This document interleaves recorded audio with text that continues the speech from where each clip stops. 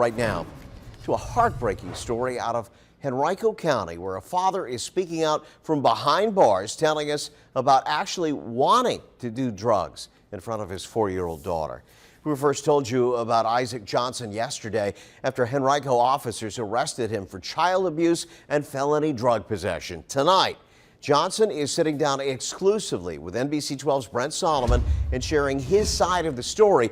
And Brent, from the looks of this, is he admitting to a crime?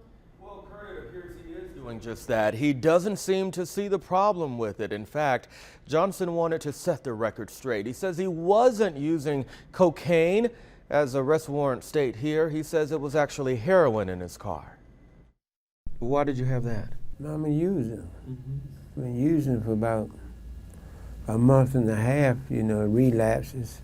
It's why 67-year-old Isaac Johnson is behind bars, accused of sleeping in a hot car with drugs and his 4-year-old daughter inside. He was discovered at this Wawa near the Richmond airport. I would have put the windows down in the low wall after I had did the heroin. Wasn't bothering nobody. Yeah. You think they should have arrested you? Do you think you should have been taken to jail?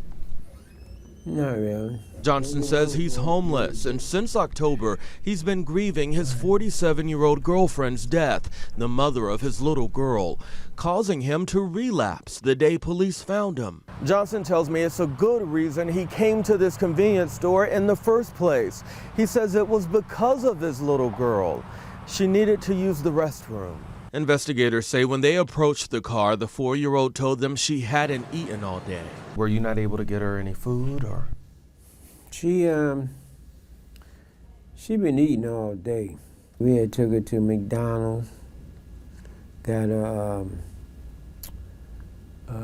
cheese sausage, egg on a biscuit with cheese. So you make sure that she eats? Yeah. Where's she at anyway? That's a good question.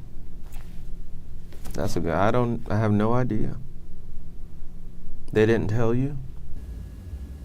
I don't know. A lot of people will look at this and say, is this man who goes back and forth with drugs capable of taking care of a little girl by himself? I might have me another girlfriend.